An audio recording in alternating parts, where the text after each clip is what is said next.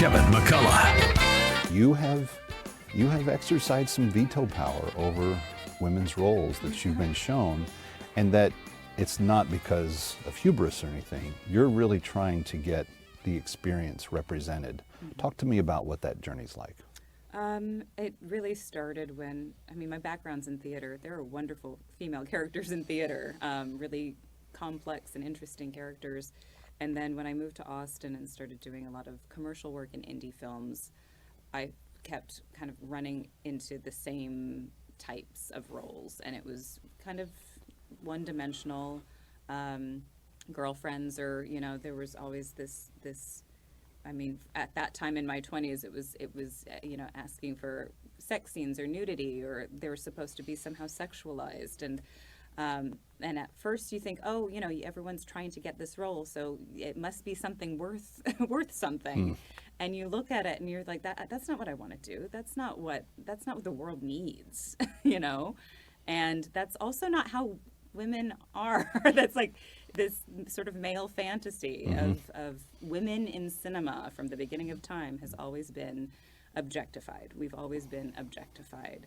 And there have been so many moments in the history of cinema that's been challenged and changed. But, here I was in Austin in the industry. I was, 2012, 2013, like it's still an issue. That women are still being objectified.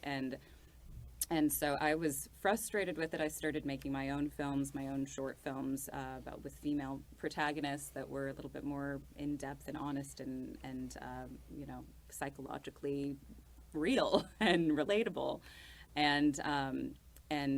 So I've been... It's kind of interesting because that is certainly like one end of the gamut, but on the other end, there's almost this attempt to sometimes make women become men. Yes. And there's nothing in the middle of where real life is. Strong, heroic woman, which is pretty much just a male character, but played by a female. Right. Absolutely. There's something missing in terms of like what the actual female experience, but I feel like that's because we need more chances as directors and writers. Okay. We need to represent ourselves, and we don't always get a chance to do that. Yeah. I think that is changing, which is wonderful.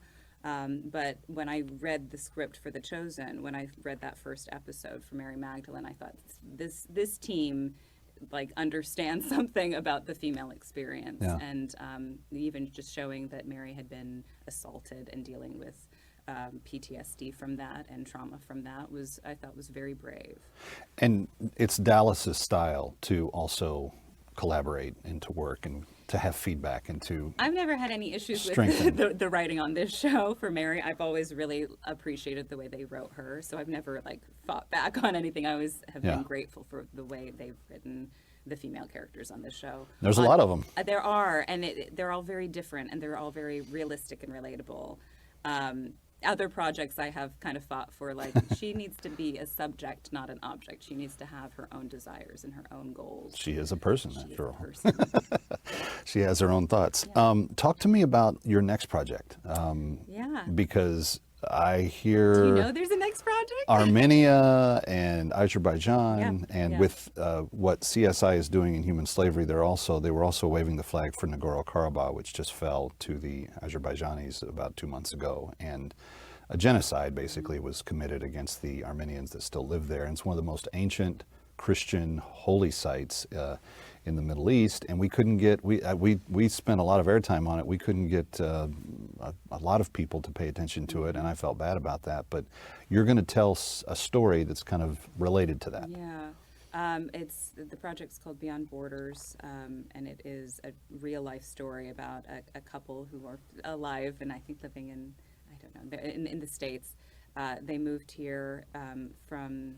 So their home was Azerbaijan, and it's this Armenian couple with their 2 daughters, and things escalate in the 80s, the violence and the danger in their Armenian neighborhood. So they moved to Russia, to Volgograd, and then they meet a wonderful Christian missionary couple who invite them to visit America to share their story. And we see this transformation as my character, Violetta Petrosian, becomes Christian and kind of lets go of this identity as atheist and communist, and realizing like what Jesus was really teaching of the, you know, loving your enemies and turning the other cheek. And then we find they find this hope and new beginning in America. And so it's this beautiful story of immigration to America, and how this church completely changed their lives. Wow, what better timing for such a story to be told too. Elizabeth Tabish, congratulations on all your success. Thanks for talking to us tonight. Stick around for more of That Kevin. Next, That Kevin Show with Kevin McCullough.